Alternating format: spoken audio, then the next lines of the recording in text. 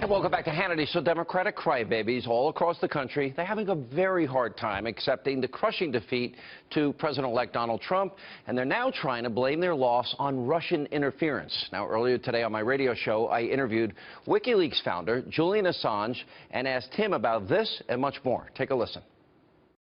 Our source is not the Russian government. So, in other words, let me be clear. Russia did not give you the Podesta documents or anything from the DNC. That's correct. Can you confirm whether or not you have information involving hacked info from the RNC? We received about 3 pages of information to do with the RNC and Trump. But it was already public somewhere else. Without revealing your sources, would it be fair to say that the information as it relates to WikiLeaks and John Podesta's emails came from within the United States to you? We have said it has not come from a state party. We know where it came from originally, of course. It's John Podesta, it's from the DNC, etc. There's been no claim that has been held up, it's not even maintained anymore, that any of the information has been modified or is fake. So you can't confirm or deny if this information came from within the United States? We're unhappy that we felt that we needed to even say that it wasn't a state party. Normally we say nothing at all, but we have a conflict of interest.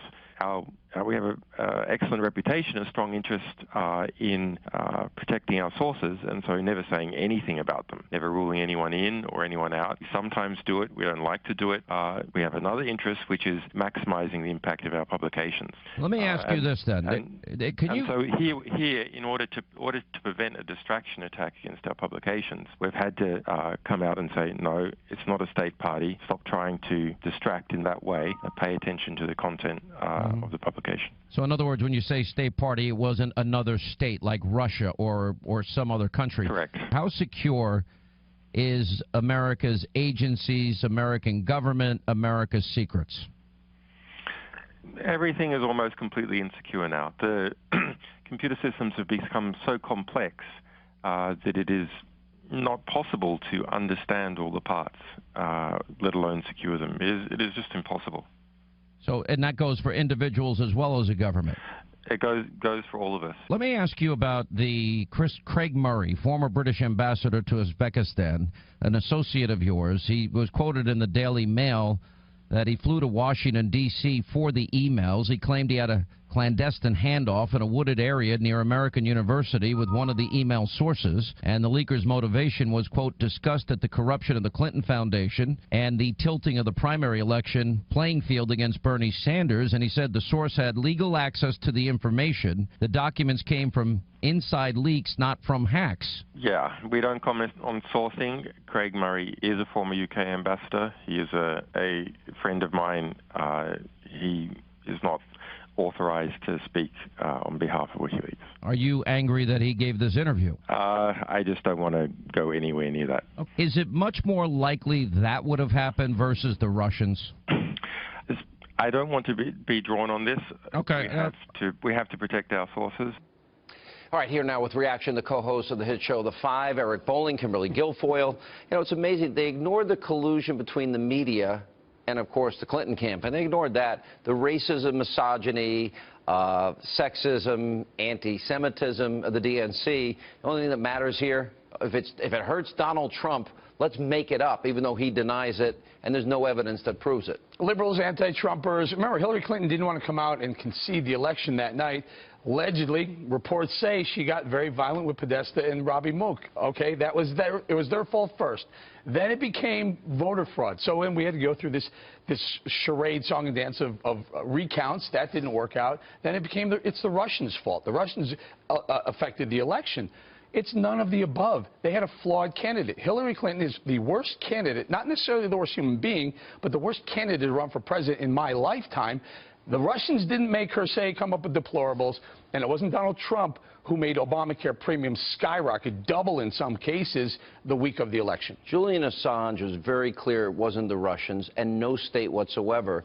There was a report earlier today, dailymail.com, about Craig Murray, WikiLeaks, former ambassador to Uzbekistan, claiming he had a at a meeting, a clandestine handoff in a wooded area near American University with the source, and that the source was within the Clinton campaign, and they were discussed at the corruption of the Clinton Foundation and the tilting of the primary election field against Bernie Sanders, and that this source had legal access to those emails. Right, so pretty compelling, like, factual narrative there to say exactly what the genesis of this was. But you have to understand that doesn't comport with what they want to tell the American people is the story. They want to be able to try to undermine the presidency to come of Donald Trump, the movement that put him in, and to discount the flawed nature of their candidate who had no regard for the law or for the American people and concealed and destroyed evidence and cost lives to be lost in Benghazi. And that's the real story. Well, we know the CIA did politicize what happened in Benghazi because they advanced the false narrative about a YouTube video, spontaneous demonstration, and the spontaneous demonstrators just happen to have mortars and RPGs in their back pocket. Are either of you worried at all about the electors that are being intimidated? I'm not worried about the electors. I'm concerned that the CIA wouldn't put someone forward. There's supposed to be a House Intel Committee meeting tomorrow, behind closed doors, not off the record, on the record, but in private.